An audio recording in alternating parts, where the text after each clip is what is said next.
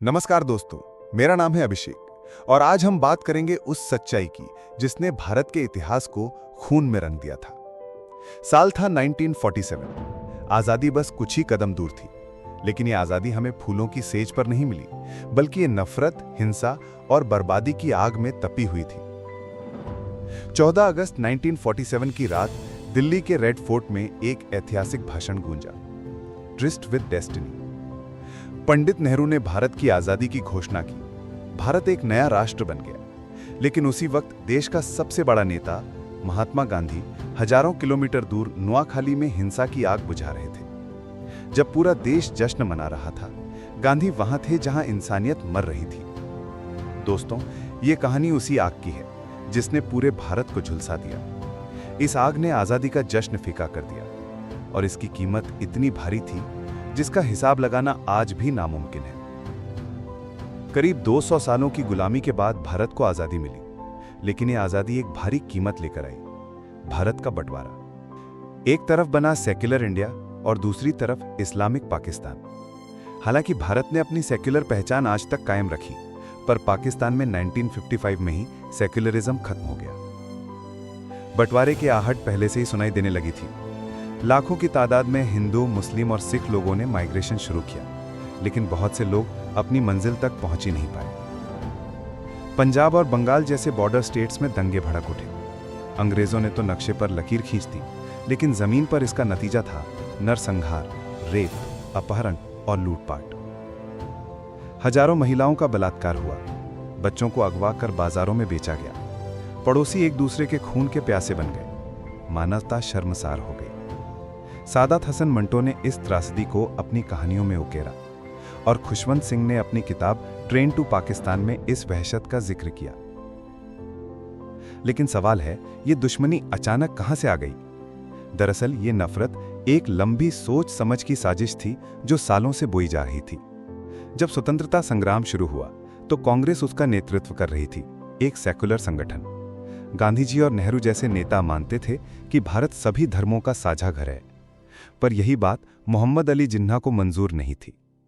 उन्होंने कांग्रेस पर मुस्लिम विरोधी होने का आरोप लगाया और टू नेशन थियरी पेश की, जिसमें उन्होंने दावा किया कि हिंदू और मुस्लिम कभी एक साथ नहीं रह सकते।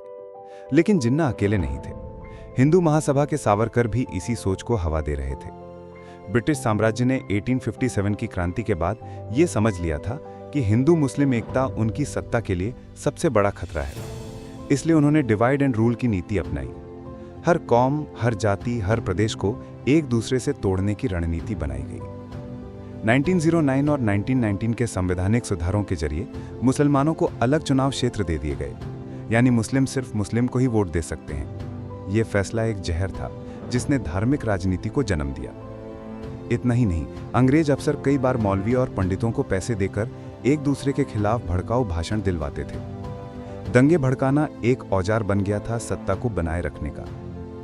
मुस्लिम लीग में दावा किया कि अब वही मुसलमानों की एकमात्र प्रतिनिधि पार्टी है और कांग्रेस को हिंदू पार्टी बताकर पाकिस्तान की मांग तेज कर दी।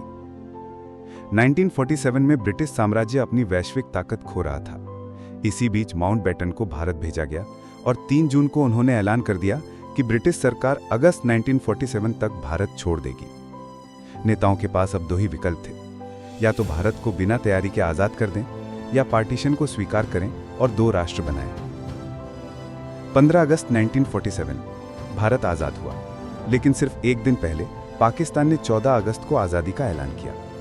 रेड क्लिफ लाइन के जरिए सीमाएं खींच दी गई, लेकिन खुद रेड क्लिफ ने बाद में माना कि ये फैसले बेहद जल्दबाजी में और अधूरी जानकारी के आधार पर लिए गए थे।